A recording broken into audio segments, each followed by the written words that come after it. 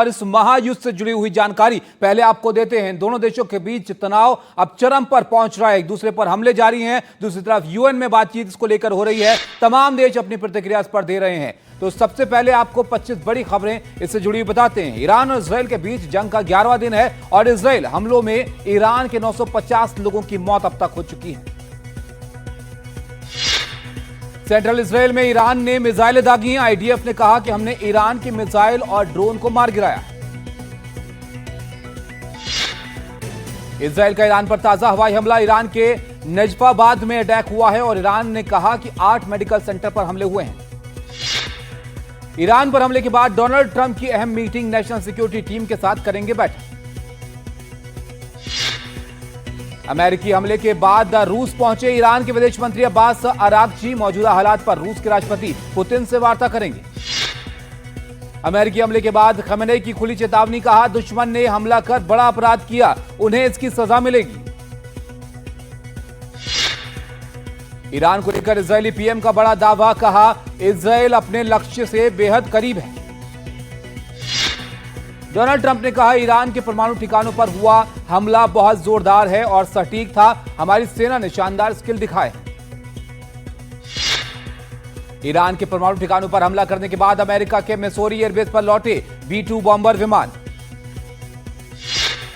अमेरिकी अधिकारियों ने कहा ईरान को भ्रम में डालने के लिए B-2 बॉम्बर ग्रुप को पश्चिम की ओर भेजा गया था। इन्हीं में से B-2 बॉम्बर चुपचाप पूर्व की ओर मुड़ गए और फिर ईरान के मिशन में शामिल हो गए।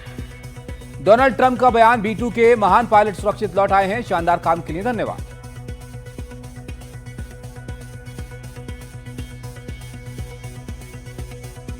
ईरान पर हमले के बाद यूएनएससी की आपात बैठक। यूएन महासचिव ने हमले को बताया खतरनाक मोड़। कहा बातचीत की टेबल पर आए ईरान और इजराइल।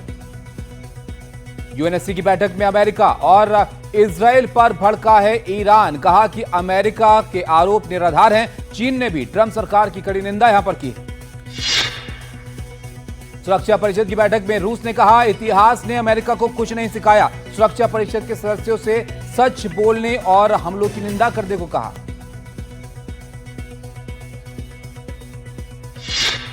ईरान के परमाणु ठिकानों पर अमेरिकी हमलों की चीन ने निंदा की है और कहा कि यह यूएन चार्टर्ड अंतर्राष्ट्रीय कानून और ईरान की संप्रभुता का उल्लंघन है। ईरान पर हमले के बाद क्रूड ऑयल की कीमत में इजाफा। क्रूड ऑयल में जनवरी के बाद 4% की बढ़ोतरी।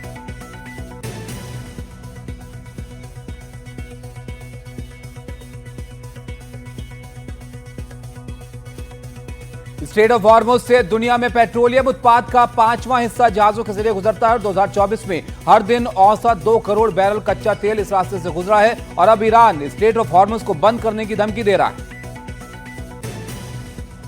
उधर केंद्रीय मंत्री हरदीप पुरी का बयान इसको लेकर आया है। हमारी तेल कंपनियों के पास पर्याप्त स्टॉक है, चिंता की कोई बात नहीं है। हरदीप पुरी ने कहा कि हम सामने आने वाली स्थिति पर नजर रखेंगे, दूसरे मार्गों से कच्चे तेल की आपूर्ति बढ़ा सकते हैं। इजराइल के खिलाफ पाकिस्तान में प्रदर्शन। नेतन्याहू के खिलाफ लोगों ने नारेबाजी की है। अमेरिकी हमलों के विरोध में तेहरान की सड़कों पर उतरे हजारों की संख्या में लोग। लगाए इजराइल और अमेरिका के खिलाफ नारे। अमेरिका इजराइल के हमलों से घबराए लोग तेहरान छोड़ने में जुटे हैं। तुर्की के बॉर्डर पर ईरान के लोगों की भीड़। ईरान पर हमले के बाद अमेरिका में न्यूयॉर्क समेत कई बड़े शहरों में हाई अलर्ट घोषित। ईरान इजराइल युद्ध से बाजार पर पड़ा असर। भारतीय शेयर बाजार में भारी गिरावट। सेंसेक्स 800 तो निफ्टी 175 अंक नीचे गिरा। ईरान में फंसे भारतीयों को निकालने का सिलसिला जारी। अब तक 1713 भारतीयों को ईरान से देश लाया गया है।